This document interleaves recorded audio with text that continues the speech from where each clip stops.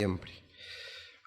Como le decía el pastor, Ezequiel capítulo 1 a primera vista parece ser un texto muy confuso. Tal vez porque nuestra imaginación a veces nos falla en imaginar el aspecto de ese trono.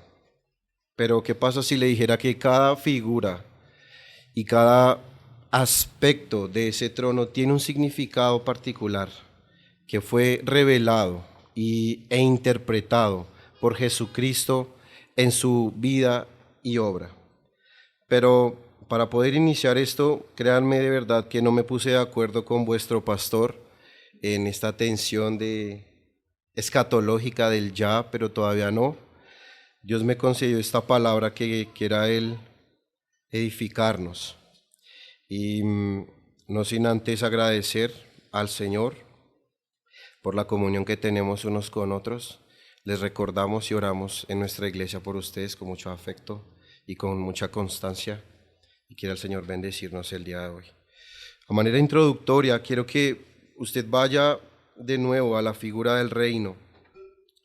Y hoy lo que quiero hacer es dar solo una pincelada muy breve acerca de lo que es el reino de Dios.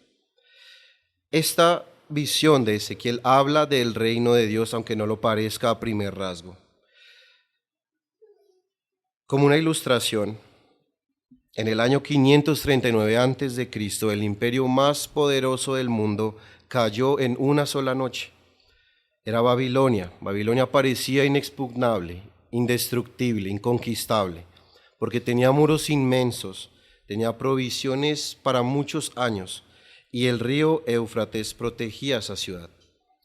Mientras el rey Belsasar estaba celebrando, confiado de que su reino iba a permanecer para siempre, el ejército medo-persa desvió el río, entró por el cauce seco y tomó la ciudad sin resistencia. Babilonia no cayó por falta de murallas, ni por falta de ejército, sino porque no entendió que su reino ya estaba siendo rodeado por otro reino superior. Ellos celebraban mientras el verdadero poder ya estaba actuando. Y algo muy parecido ocurre hoy con el mundo y tristemente también con la iglesia, con muchos cristianos, porque vivimos ocupados, vivimos distraídos y preocupados por lo inmediato, por lo rápido, pero el reino de Dios está en movimiento entre nosotros. Muchos creyentes viven como si el reino fuera solo algo futuro y lejano, y al no entender cómo funciona el reino de Dios, su vida cristiana pierde coherencia y su esperanza también pierde fuerza. Por ello, muchas veces nos encontramos ignorando de la manera en que vivimos, no sabemos qué estamos esperando realmente, no sabemos qué está ocurriendo ahora mismo en la historia de la humanidad. Por eso es absolutamente necesario entender el reino de Dios de manera correcta, porque si no entendemos el reino de Dios, no entendemos qué está haciendo Dios hoy, qué significa vivir en Cristo, qué significa tener esperanza. Por eso, cuando Jesús inició el ministerio, no dijo que venía a fundar una religión, sino que proclamó en Marcos 1:15, el tiempo se ha cumplido y el reino de Dios se ha acercado. Así que Cristo, en pocas palabras, estaba anunciando algo que nadie había escuchado en su tiempo, y es que Dios ha tomado el trono de la historia. Por eso Jesús nos muestra, o la realidad de la Escritura nos muestra, que en Ezequiel capítulo 1, las palabras de Cristo toman total sentido, y es que vemos en esta visión un trono en movimiento, rodeado de un arco iris, y la figura como de hombre sobre él. Por eso hoy vamos a meditar en esta verdad gloriosa en 4 puntos principales, desglosados de una manera, por decirlo así, cronológica. Vamos a ver cómo se reveló el reino de Dios primero, dando por entender que el reino de Dios no existía o no había sido revelado a los hombres antes de Cristo. Vamos a ver cómo se inauguró el reino de Dios. Vamos a ver rápidamente cómo el reino de Dios, aunque inaugurado, no ha sido consumado. Y como último, vamos a ver cómo funciona el reino de Dios, cómo opera el reino de Dios. Así que volvamos a Ezequiel. Quiero mostrar primero cómo se reveló el reino de Dios a Ezequiel.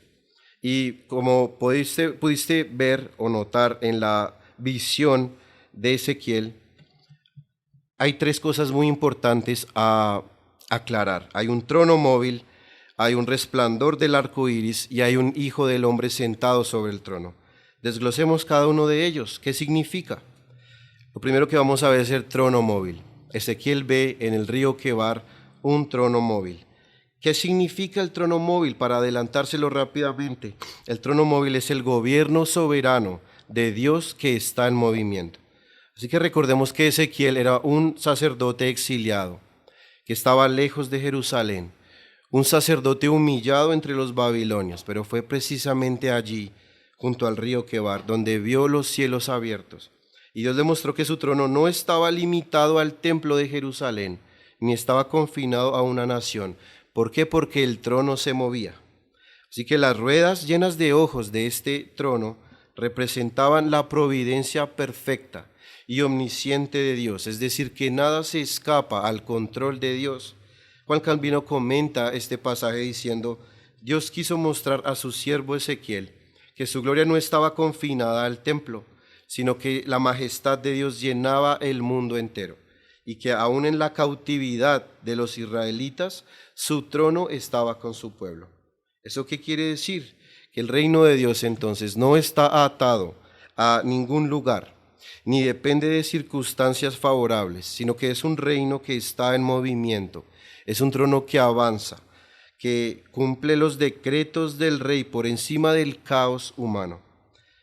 Y el trono de Dios sigue moviéndose, aunque el pueblo de Israel estuviera en exilio. Y ese mismo trono sigue moviéndose hoy 2026, cuando la iglesia parece débil, cuando el mundo parece que se desmorona, cuando los planes humanos parecen fallar. El trono de Dios sigue rodando por la historia. Las ruedas no se detienen porque el rey sigue gobernando. Pero como segundo no solo está el trono, Ezequiel también ve el resplandor del arco iris. ¿Y qué significa el resplandor? El reino de Dios como pacto de gracia.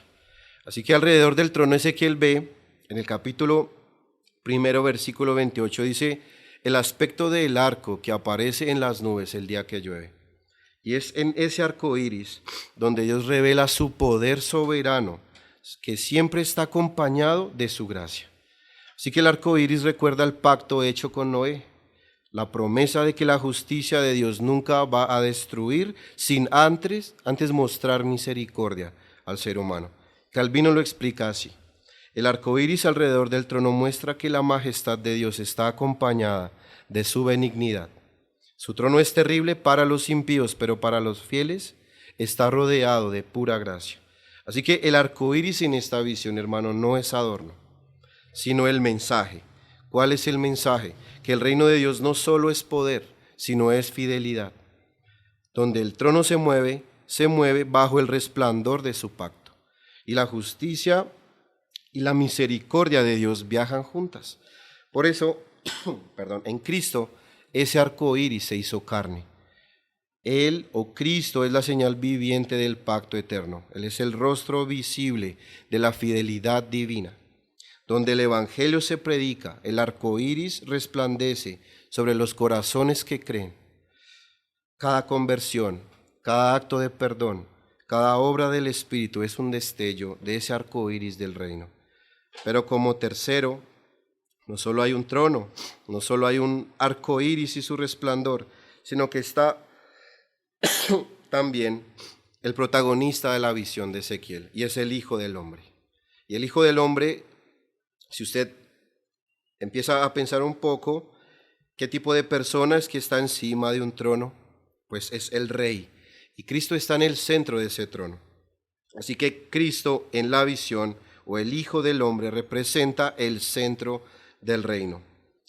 En nuestro texto dice que Ezequiel vio en lo alto del trono una semejanza como Hijo del Hombre, lo que nos recuerda la profecía de Daniel, específicamente en el capítulo 7:13, que esa figura no es otra, sino la del Verbo eterno, el Hijo de Dios preencarnado. Es la misma figura que Daniel vería venir en las nubes y también es el Hijo del Hombre que Juan vería en Apocalipsis. Así que Gerardus Voss nos va a ayudar mucho a desenglosar cómo funciona el reino de Dios. Y él escribió acerca de esto, y es que él dice que el reino de Dios no puede entenderse aparte de su rey. Por eso él es la figura central de la visión. El reino de Dios no es una idea, es una persona. Cristo es el centro, es la sustancia y es el soberano de ese reino. Sin Cristo no habría reino y fuera de él no habría ningún tipo de vida. Así que lo que Ezequiel vio en visión, nosotros lo conocemos en la realidad. Cristo es el trono hecho carne, Él es el arco iris hecho redención, Él es el reino hecho presencia entre los hombres. Por eso toda la teología del reino debe comenzar y terminar en la persona y obra de Jesucristo, porque, vuelvo a repetirlo, Él es el reino encarnado. Y unos siglos más tarde, después de 600 años de la muerte de Ezequiel, Jesucristo, el Hijo del Hombre, se bajaría de su trono y vendría a habitar entre los hombres. Como segundo gran punto, dejemos a un lado a Ezequiel y ahora veamos cómo se inauguró el reino de Dios. Vimos que fue revelado a Ezequiel, pero se inauguró. ¿Cómo se inauguró? Bueno, cuando Jesús dijo el tiempo se ha cumplido, anunció que la espera mesiánica había terminado. Acompáñenme por favor al Evangelio de Marcos, capítulo 1. Vamos a leer el 14 y 15.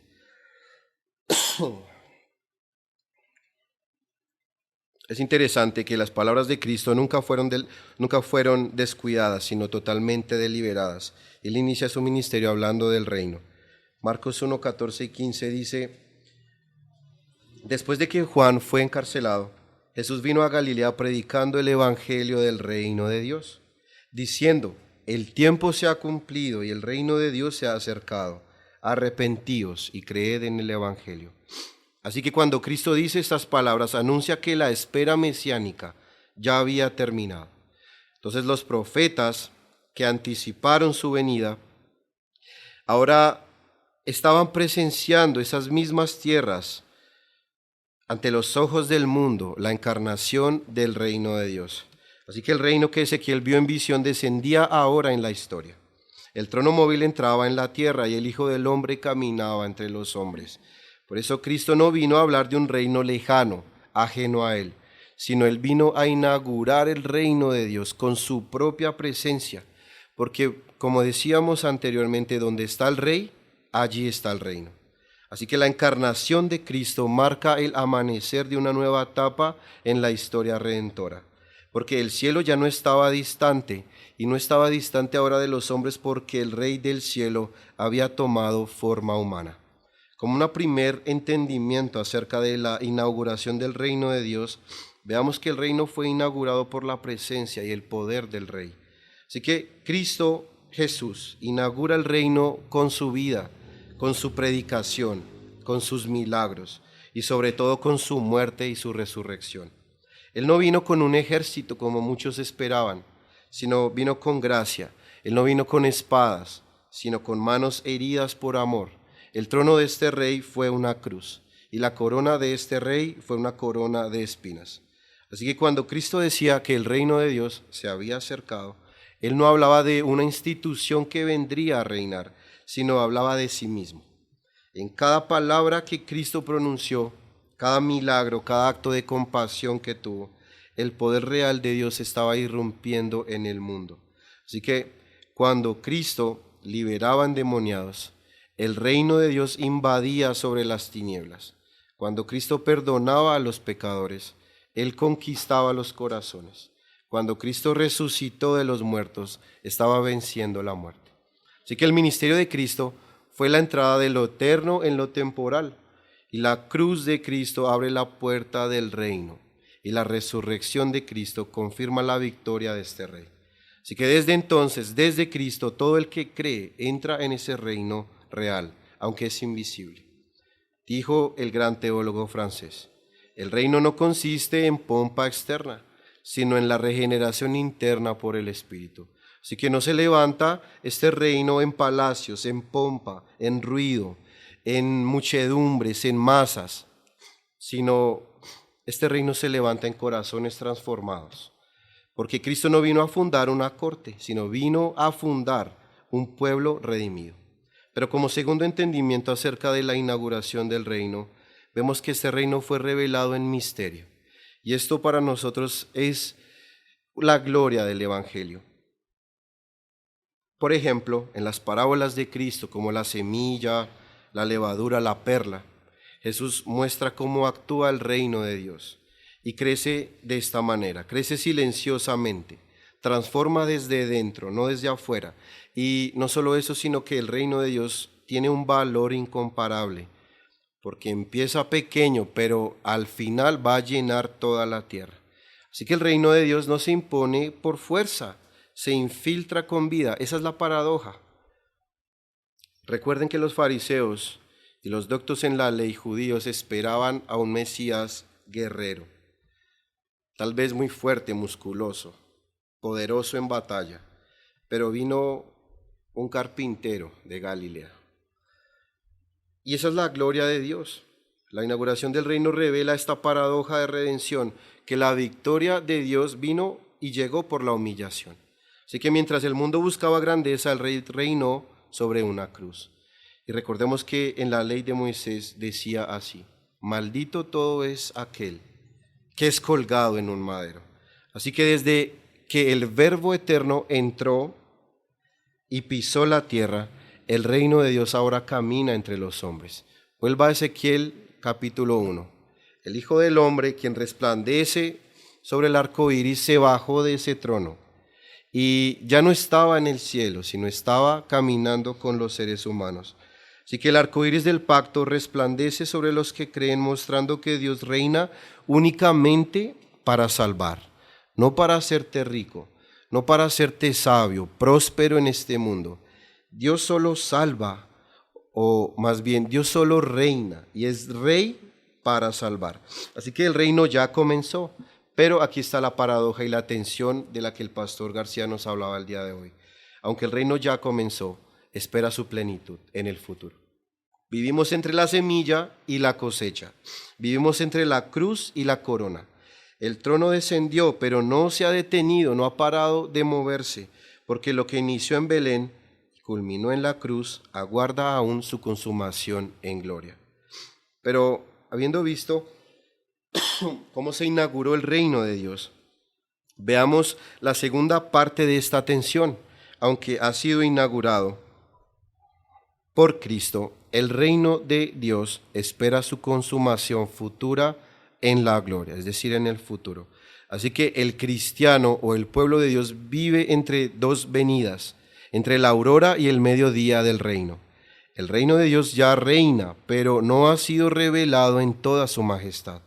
El trono aún sigue moviéndose, pero algún día se va a establecer para siempre. Gerardus Voss, nuestro maestro, nuestras muletas, resume esta tensión así: el cristiano vive entre la cruz y la corona. Eso significa que el reino que hoy se experimenta por fe, un día será visto con ojos glorificados. Así que el mismo Hijo del Hombre que inauguró el reino volverá para perfeccionarlo. Y cuando regrese, el reino ya no será espiritual, ya no va a ser oculto, sino que el reino de Dios va a ser visible y universal. Y vamos otra vez como prediciendo el futuro de la visión de Ezequiel. Un día ese trono va a dejar de moverse y se va a establecer en la tierra para siempre. Y desde entonces el arco iris va a cubrir toda la creación y el trono resplandecerá sin ningún tipo de sombra. Así que veamos tres aspectos rápidamente acerca de la consumación del reino de Dios. Y en este momento voy a usar la tensión del reino, el ya presente y el todavía no futuro.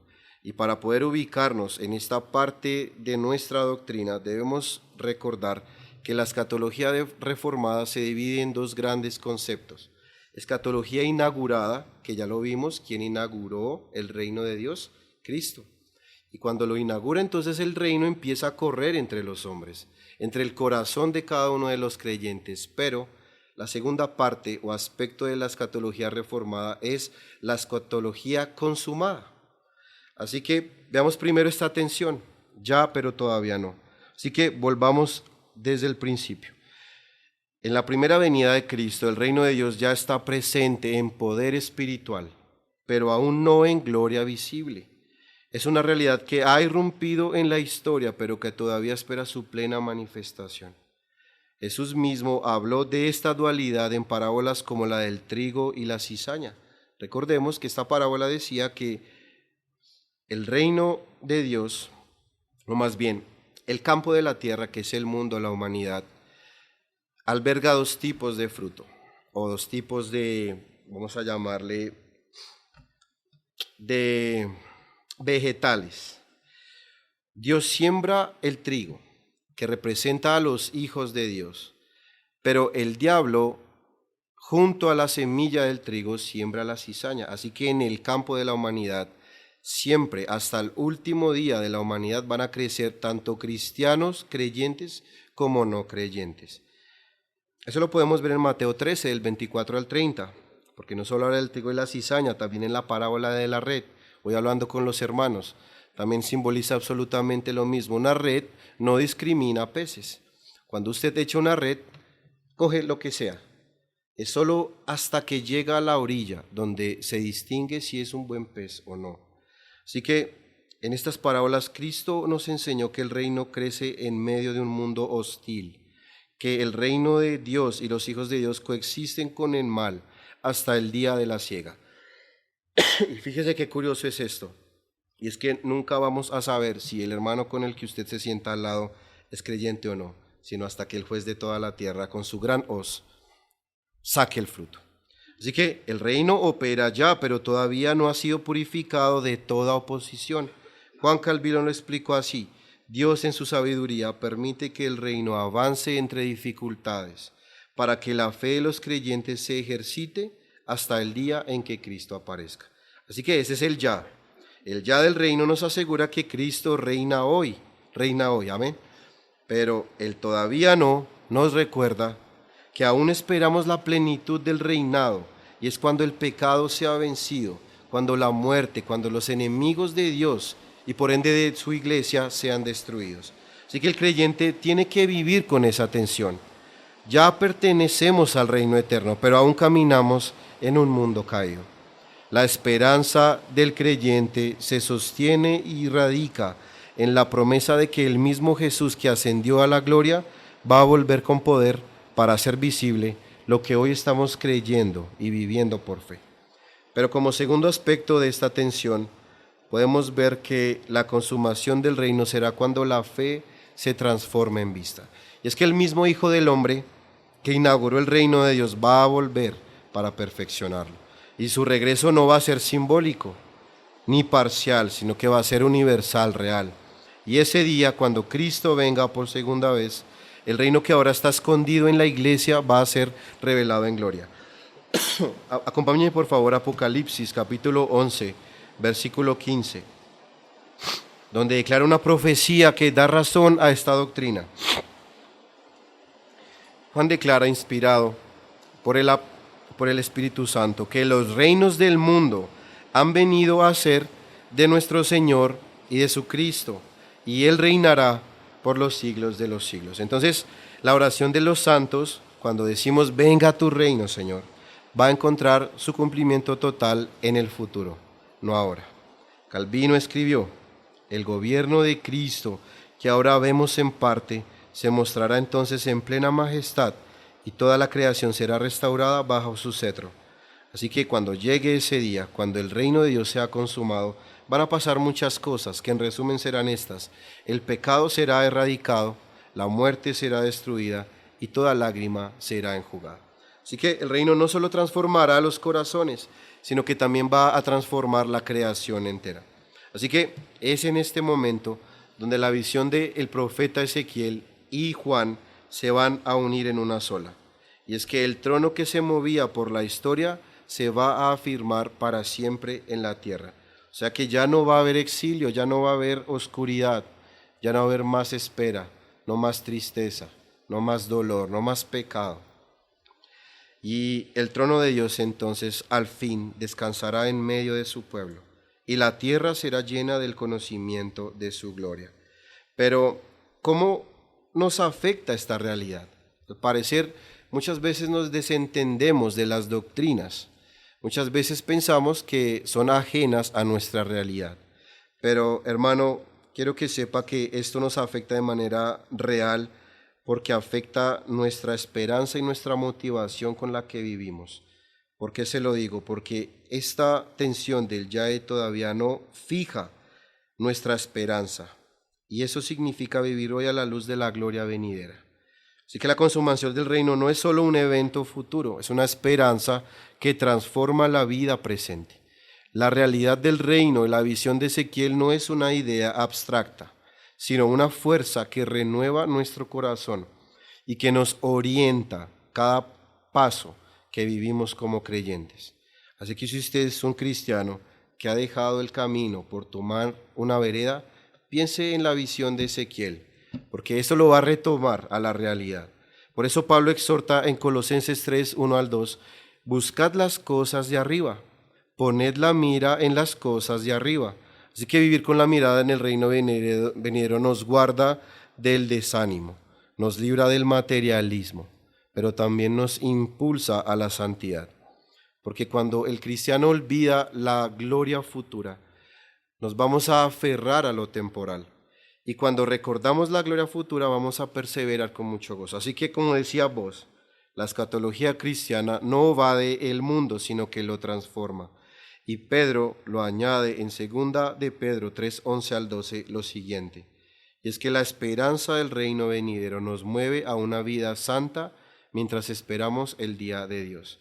Así que el rey viene pronto, pero el creyente espera al rey. Y el reino de Dios es un reino donde sus habitantes viven bajo la autoridad de él mismo. Así que no esperamos ociosamente, sino esperamos sirviendo, amando, luchando, orando. Nuestra vida tiene que proclamar en silencio que Cristo viene pronto también. Así que cuando Jesús regrese, el reino dejará de ser espiritual. El reino dejará de estar oculto para ser visible y universal. En Apocalipsis 11:15 vimos la oración de los creyentes.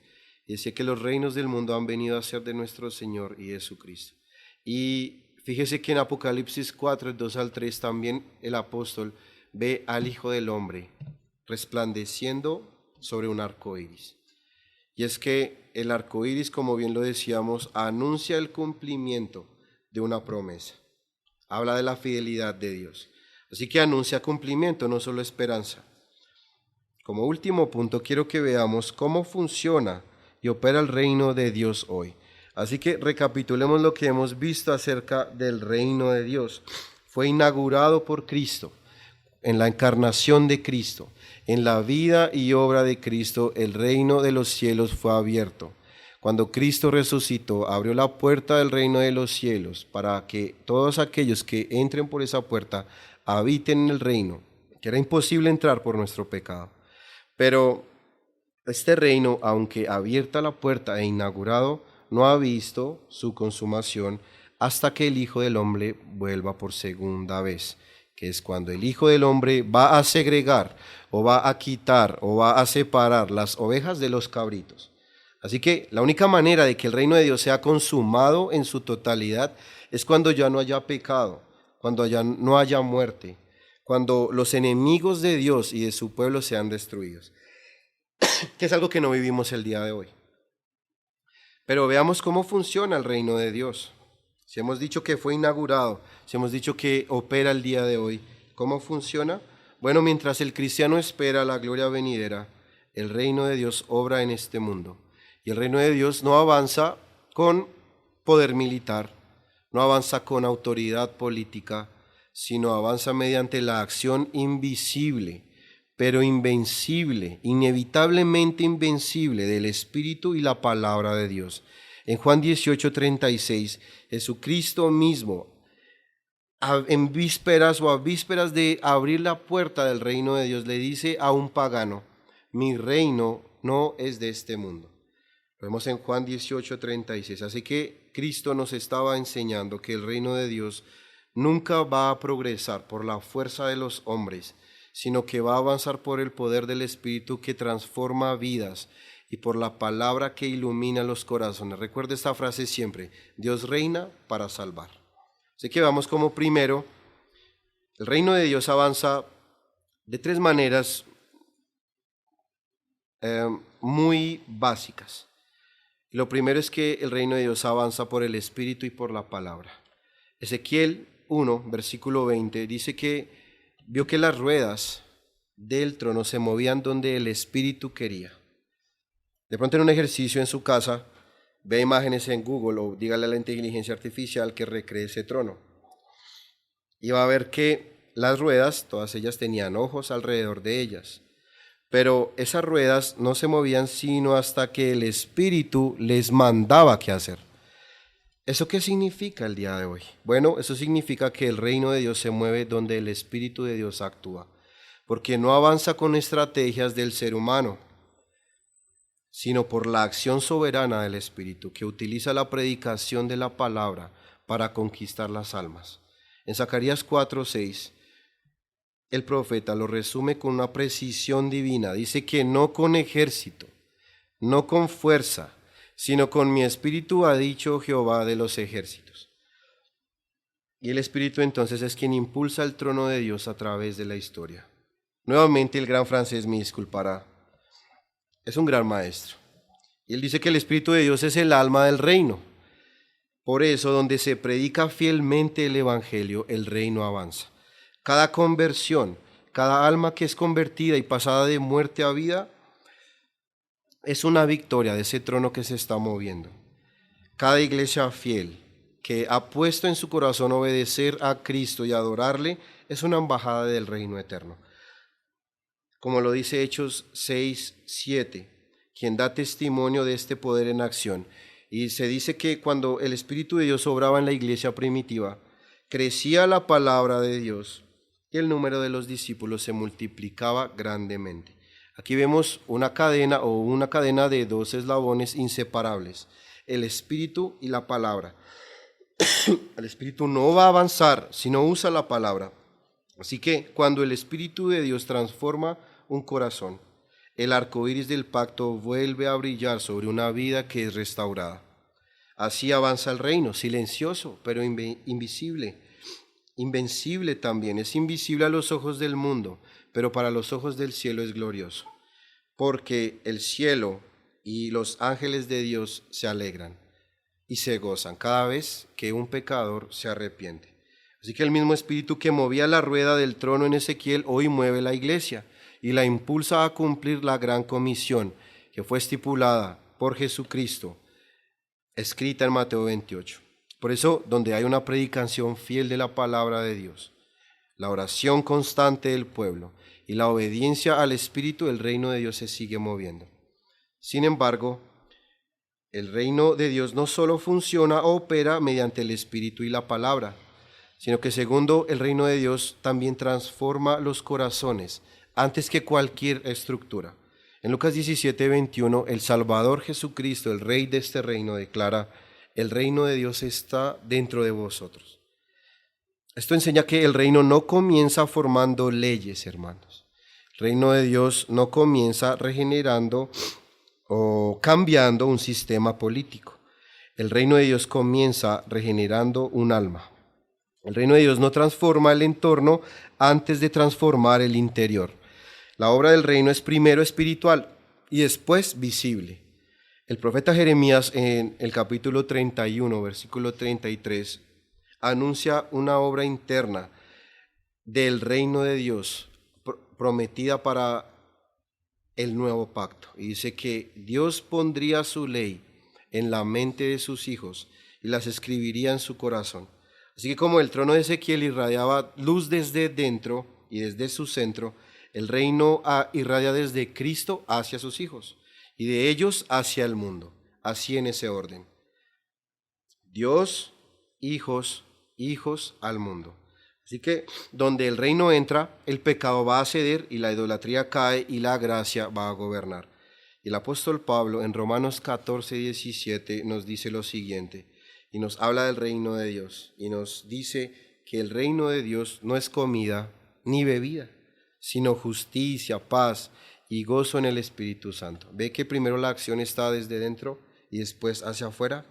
Por eso, si el reino está en ti, hermano, Cristo debe gobernar primero tu mente, tus afectos, tus emociones, tus aspiraciones, tus propósitos, que es lo que más te motiva. En eso obra el Espíritu. Así que el reino no se limita al domingo, se extiende al lunes también. No se reduce a oraciones, sino que se manifiesta en obediencia, en integridad real, personal y en amor también. Porque recuerda que donde está el rey está el reino. Así que donde el rey reina, la vida cambia. En Efesios 5:8, el apóstol nos recuerda nuestra vida pasada. Y dice que porque en otro tiempo éramos tinieblas, mas ahora sois luz en el Señor. Andad como hijos de luz. Así que el reino transforma a personas que luego ni impactan las estructuras. El reino de Dios primero transforma corazones que después van a impactar hogares, que después van a terminar impactando culturas enteras. Así que el poder de Cristo no es político, sino espiritual. No es un reino temporal, sino es eterno. Pero como último, podemos ver que el reino de Dios opera de esta manera, y es que se manifiesta en la iglesia y su misión. La iglesia, como lo decíamos, es la embajada visible del reino de Dios. Gerardus Voss escribió esto: la iglesia no crea el reino, sino que es su órgano visible. Qué linda comparación. El reino actúa en el mundo a través del testimonio. El reino de Dios actúa a través de la comunión y la predicación de su pueblo redimido. Porque Cristo mismo diría en Mateo 5:14 a sus discípulos, y por ende a nosotros: vosotros sois la luz del mundo. Una ciudad asentada sobre un monte no se puede esconder. Así que cada iglesia local es una lámpara encendida por el Rey que refleja el arco iris del pacto en medio de las tinieblas. Así que cuando la iglesia predica la palabra, sirve a los necesitados, practica la justicia y ejercita el perdón, pero también persevera en la verdad, el reino de Dios se hace visible a los hombres. Por ello, en Colosenses 1-13, el apóstol Pablo declararía la realidad presente del reino. Él nos libró del dominio de las tinieblas y nos trasladó al reino de su amado Hijo. Por eso cada creyente es un testigo vivo del reino que avanza. Somos embajadores, dice 2 Corintios 5:20.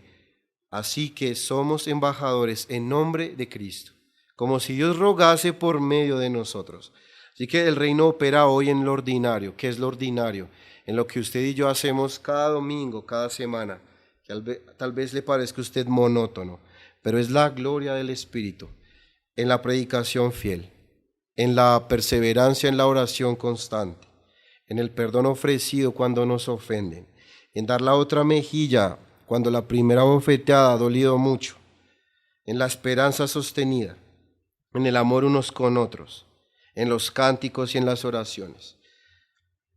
Así que, como se pudo dar cuenta, el reino de Dios no es un reino de ruido, es un reino de poder espiritual. El trono se mueve en silencio, pero transforma todo a su paso, hasta que un día el Rey Jesucristo venga y establezca su reino visible y eterno para siempre. Así que concluyamos esto de dos maneras muy rápidas. Quiero dirigirme al amigo que no ha creído, que nos visita por primera vez. La Biblia, o si es su primera vez acercándose a las Escrituras, debe saber algo. Te la voy a resumir en estas breves palabras. La Biblia cuenta una sola gran historia, la historia del Rey que prometió venir. Y desde el principio de la humanidad, cuando el pecado entró al mundo, el hombre se rebeló contra Dios. Pero el mismo Dios prometió que enviaría un Salvador. Y a lo largo de los siglos, por medio de profetas y promesas, Dios anunció la llegada de alguien que iba a ser ungido por él mismo, a quien los judíos le llamaban el Mesías. Y el Mesías era una persona que vencería el mal, que restauraría al hombre y traería un reino que duraría para siempre. Y en el momento señalado, indicado, el Mesías vino. Y vino a caminar entre los hombres. Ese Mesías Nosotros somos tan sucios e indignos que nadie tendría la potestad siquiera de quitarle el calzado de sus pies. Y aún así Él vino. Y no vino por accidente en la historia. Nació, vivió, dijo palabras, y sus obras fueron el cumplimiento exacto de todo lo que Dios un día había prometido. Y Él caminó entre los hombres mostrando cómo es realmente el reino de Dios. Y lo hizo sanando, perdonando, restaurando, anunciando esperanza. Por ello su misión principal no solo fue enseñar, sino que su misión fue morir.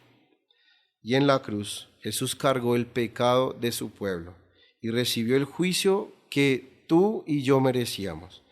Y 3 días después resucitó y venció la muerte y demostró que verdaderamente Él es el Rey prometido. Y desde entonces el reino de Dios está avanzando por el mundo, llamando a los hombres y mujeres, incluso a ti, niño, joven que me estás escuchando. Él te llama a reconciliarte con Dios, con tu Creador. Y hoy vivimos en un mundo tan agitado, tan confuso, tan lleno de voces, tan llenos de caminos que no llevan a ningún lugar. Pero la Escritura es clara y muestra que la verdadera historia del mundo no gira alrededor de gobiernos, de guerras, de culturas, sino alrededor de Jesucristo. Y quizás tú has vivido sin considerar esto. Tal vez nunca te lo habían dicho así, pero es necesario hablar con franqueza, con cercanía. Jesús no es un personaje más de la historia, no es una figura religiosa entre muchas más. Jesús es el ser más importante que jamás ha pisado la tierra. Él es el centro del plan de Dios desde la eternidad y es el único que puede darle verdadero sentido a tu vida. Por ello hay algo que debes entender con total claridad y es que aunque es incómodo escucharlo, tú no puedes entrar al reino de Dios por ti mismo. Y lo que te separa de Dios o de su reino no es la falta de información, no son las circunstancias, no es el constructo social sobre ti, no es tu pasado, sino es tu pecado horrible y grosero. Y esa inclinación, ese pecado constante a vivir de espaldas a Dios, a buscar tu propio camino, a levantar tu propio pequeño reino, donde tú decides qué está bien y qué está mal, te va a llevar a la destrucción. Pero hoy es el día de la salvación y hay una esperanza gloriosa. Cristo puede reinar en tu corazón hoy, no mañana, hoy, no cuando arregles tu vida, no cuando arregles estas pequeñas cositas o estas otras. El día de salvación es hoy. Hoy puedes mirar a Jesús con humildad, hoy puedes reconocer tu pecado. Arrepiéntete sinceramente y cree en Él. Puedes dejar de correr en tu propio camino que solo te lleva a la muerte. Y hoy puedes entrar al reino del Rey que vive, que resucitó y que ha de venir y que reina para siempre. Pero este entendimiento del reino de Dios también nos habla especialmente a nosotros los creyentes. Y es que nuestra teología del reino de Dios y nuestra escatología es para que levantemos la mirada. ¿Recuerdan ustedes lo que le aconteció a aquel rey orgulloso que estaba caminando sobre su jardín y de repente Dios lo humilló hasta ser una bestia? ¿Recuerdan qué fue la acción que hizo para poder volver en sí? Él miró al cielo. Eso es lo que nos diferencia de las bestias, querido hermano, que nosotros miramos para arriba. El reino ya ha llegado a nosotros porque Cristo ya vino a nuestras vidas. Él reina ahora en nuestros corazones y el Espíritu de Dios nos ha hecho parte de su reino eterno. Pero el reino aún espera su plenitud.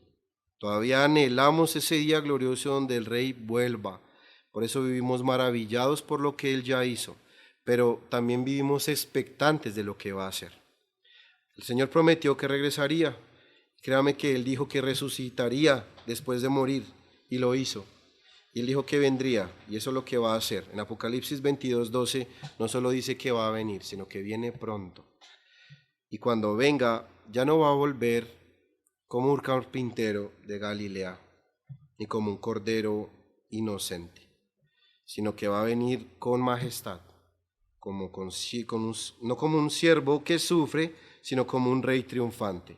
Y créame que si usted se dedica a leer Apocalipsis, la figura del Hijo del Hombre no es para nada misericordiosa, sino es un hombre que tiene ojos de fuego. Pero para nosotros, ¿cómo podemos aplicar esta enseñanza? Bueno, fijemos nuestra esperanza en el retorno del Rey, no como una idea lejana, sino como una verdad que puede moldear nuestro día a día. Cuando te levantes cada mañana, recuerda, mira al cielo, el Rey reina hoy. Cuando luches con el cansancio, cuando luches con alguna persona que te está ofendiendo, cuando luches con el estrés, con la rutina, recuerda que el Rey viene pronto. Cuando ames a tu familia, cuando trabajes con excelencia, cuando perdones una ofensa, cuando resistas el pecado, tú estás viviendo como un ciudadano del reino. Pero tienes que entender algo más profundo, y es que no se necesita ser un erudito para darse cuenta que muchas cosas en este mundo están mal. A contrario senso, sí se necesita una obra sobrenatural, eficaz e invisible del Espíritu de Dios para reconocer y aceptar que Cristo es todo lo que está bien. Y cuando eso ocurre, cambia por completo la manera en la que vives y miras la vida. Entonces comprendemos que la vida cristiana no se trata de Petro, de Vicky Dávila, de Abelardo de la Espriella, de derecha o de izquierda. Todo se trata de Jesús. Pero tampoco se trata del dinero, no se trata del afán por prosperar, del entretenimiento constante, del ocio sin propósito. La vida no se trata de las distracciones que consumen nuestra mente y nuestro tiempo. El mundo es evidente que nos absorbe con noticias, con redes, con compras compulsivas, con preocupaciones económicas, con debates, con conversaciones que no trascienden. Eso es evidente. Pero el cristiano ha sido llamado a ver más lejos que eso. Mientras el mundo discute gobiernos, ideologías, dinero, placer, distracciones, la iglesia pertenece a un reino que sigue en movimiento sobre la historia. Y nos hemos distraído, hermanos. Hay que reconocer que hemos gastado demasiada energía emocional, mental y espiritual en asuntos que, aunque son reales, no son centrales. Hablamos más de política, de plata, de problemas diarios que del reino de Dios. Nos apasiona más un debate terrenal o una preocupación económica que la gloria del Rey que vive para siempre. Hermanos, hemos sido llamados a algo mucho mayor. Herman Bavinck escribió esto: el cristiano no pertenece primariamente a este orden temporal, sino al reino eterno de Dios, y por eso su vida, sus intereses y su esperanza no pueden limitarse a lo político o social, sino que deben elevarse a lo celestial, a lo eterno. Así que nuestro deber como cristianos y como iglesia no se rige por la agenda de un país, ni por la presión económica, ni por el entretenimiento del momento, sino que nuestra agenda cristiana tiene que empatarse con la agenda del reino de Dios. No vivimos reaccionando más a las noticias, ni corriendo más hacia el dinero, ni anestesiando nuestra alma con distracciones, sino mi pregunta para ti es esta: ¿cómo estás respondiendo tú al gobierno del Rey? Así que hoy reto tu corazón, incluso el mío también. Deja de gastar tu alma en la política, en la ansiedad económica, en las distracciones pasajeras, como si allí estuviera tu esperanza. ¿A dónde perteneces? ¿A qué reino perteneces? Mira los intereses mayores de este reino que no se ha detenido todavía. Ustedes son portadores del reino, mis queridos hermanos. Ya Cristo se humilló a vivir en esta tierra. No te humilles tú a vivir en los asuntos de un reino que está por destruirse. Hermanos, donde ustedes pisan, el reino de Dios se manifiesta en su manera de hablar, en su manera de trabajar, en su manera de criar a sus hijos, en su manera de amar a su esposa, su manera de orar, su manera de servir a la iglesia. Cada vez que ustedes lo hacen de corazón y de acuerdo a las Escrituras, ese arco iris del pacto sigue brillando con más resplandor. Así que ustedes no son espectadores de lo que Dios va a hacer. Ustedes son parte del movimiento del trono que sigue avanzando por la tierra. Que cada día entonces sea una preparación gozosa de la llegada de Cristo. Que cuando el Señor venga, nos encuentre esperando con gozo, sirviendo con fidelidad y adorando con todo el corazón. Así que, hermano, pida a Dios una fe tan grande que cada vez que usted mire al cielo, recuerde que el Hijo del Hombre sigue recorriendo la tierra con su trono móvil gobernando la historia, avanzando en su reino, salvando pecadores y preparándonos para su regreso. Así que el reino está aquí, pero lo mejor está por venir.